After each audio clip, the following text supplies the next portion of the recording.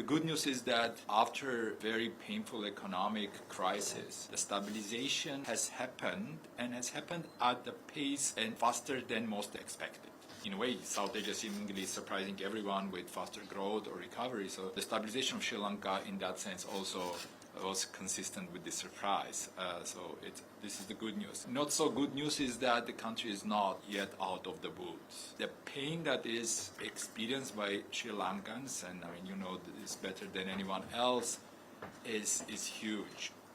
Country is still having a poverty rate of about 25%. Basically, every fourth Sri Lankan is poor. There are millions of Sri Lankans who are a shock away from poverty as well. And then poverty is just one example, right? The other is the human development, health, education, social protection. They all have got hit by the crisis. And this is the reality that we're facing. And then again, we spoke about workforce participation, women participation, and this is a big challenge as well. For Sri Lanka, we have seen also out-migration, brain drain, and female participation as well has been falling in Sri Lanka. So there is relatively narrow pathway forward, and unfortunately there is any magic, silver bullet out there. It is going to be a hard work and consistent approach to policies.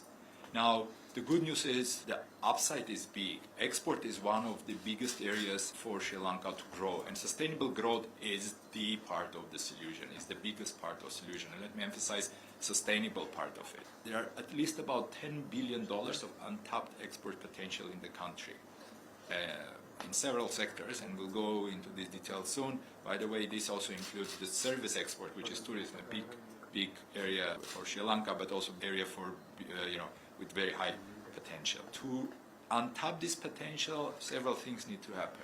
Investments are absolutely critical for untapping it. For investments, removing red tapes and making more level playing field for both domestic and foreign investments is critical. And then we come to sustaining reforms. This will be absolutely critical part of Sri Lanka moving forward and untapping this potential. And so I very much hope that the new leadership of the country and all stakeholders will really come together and will make sure that the policy momentum is maintained and the country finally starts moving into the direction it deserves to be, and we see rapid recovery.